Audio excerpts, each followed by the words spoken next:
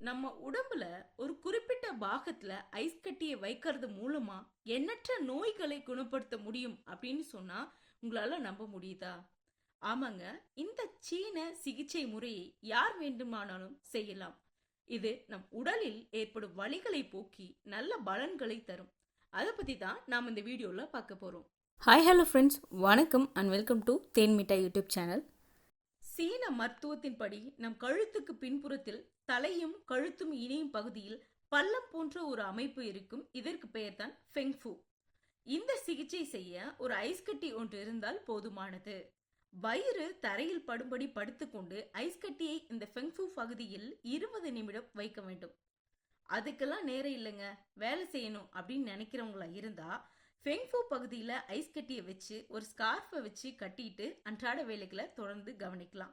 இந்த இடத்துல ஐஸ் கட்டியை வைக்கும்போது உடல் புத்துணர்ச்சி பெறும், உடலில் உள்ள நோய்கள் தீர்ந்து சக்தியை அதிகரிக்கும் அப்படின்னு சொல்றாங்க. அடிக்கடி ஏற்படும் தீராத வலி தீரும் அப்படின்னும், பெண்களுக்கு வரும் ப்ரீ மென்சுரல் சிண்ட்ரம் பிரச்சனையால் ஏற்படும் வலியை குறைக்க உதவும் அப்படின்னும், தைராய்டு பிரச்சனையை சரி செய்ய உதவும் அண்ட் தூக்கமின்மை போன்ற பிரச்சனை இருக்கும் நபர்களுக்கு நன்றாக தூக்கம் வருவதற்கு இந்த சிகிச்சை பெரிதும் உதவியாக இருக்கும் அப்படின்னு சொல்றாங்க. குளிர்காலத்தில் சளி ஜுரம் போன்றவை வருவது சகஜம்தான். இந்த சிகிச்சையை செய்யறது மூலமா அது எளிதில் குணமாகிறது மட்டும் இல்லாம நோய் எதிர்ப்பு சக்தியையும் அதிகரிக்க உதவுது. கீழ் வாதத்தால் ஏற்படும் உடல் வலியை போக்க உதவுது அப்படின்னும், உடலில் உள்ள செல்லுலைட் நீக்குகிறது அப்படின்னு சொல்றாங்க.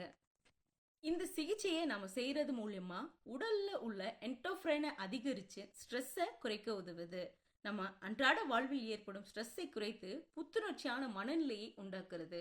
இந்த சிகிச்சையின் மூலம் நல்ல பலனை பெறுவதற்கு காலையில வெறும் வயிற்றுல ஒரு முறையும் இரவு தூங்க செல்வதற்கு ஒரு முறையும் செய்யறது சிறந்தது அப்படின்னு சொல்றாங்க.